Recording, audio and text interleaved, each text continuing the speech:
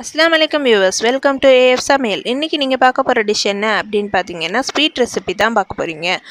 அதாவது பிரெட் ஹல்வா எப்படி செய்கிறது அப்படிங்கிறத பற்றி தான் நம்ம இந்த வீடியோவில் பார்க்க போகிறோம். வாங்க நம்ம வீடியோக்குள்ளே போய் எப்படி செய்கிறதுன்னு பார்க்கலாம்.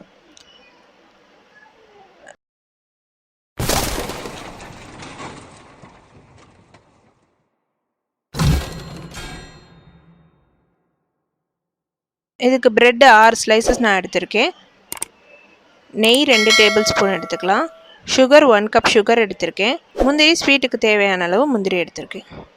இந்த 6 பிரெட் ஸ்லைஸை வந்துட்டு நம்ம ஓரம்லாம் ஃபஸ்ட்டு கட் பண்ணி எடுத்துக்கலாம். இதை நம்ம வேஸ்ட் பண்ண போகிறதில்ல, நம்ம ஓரமும் யூஸ் பண்ண தான் போகிறோம். அதை நான் எப்படிங்கிறத சொல்கிறேன். ஃபஸ்ட்டு இந்த ஓரத்தெல்லாம் கட் பண்ணி எடுத்துக்கலாம்.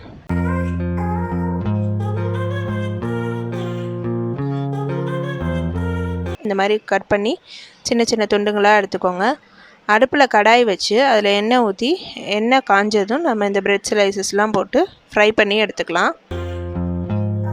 உங்களுக்கு ஸ்வீட் வந்துட்டு லைட் ப்ரௌனாக இருந்தால் போதும் அப்படின்னா நீங்கள் கொஞ்சம் லைட்டாகவே வறுத்துக்கோங்க. நான் கொஞ்சம் ப்ரௌன் கலரில் தான் ஃப்ரை பண்ண போகிறேன். இந்த பாருங்கள், இந்த ஸ்டேஜில் நான் எடுத்துக்குவேன். அதே மாதிரி இந்த ஓரங்களையும் நான் ஃப்ரை பண்ணி எடுத்துக்கிறேன்.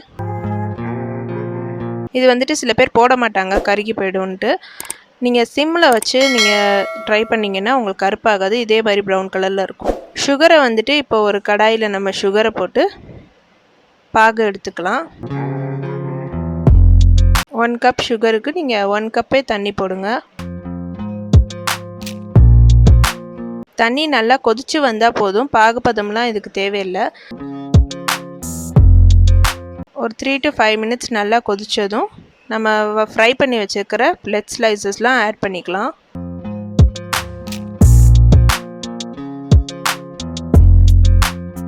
ஆட் பண்ணி எல்லாமே நல்லா மிக்ஸ் பண்ணிக்கோங்க.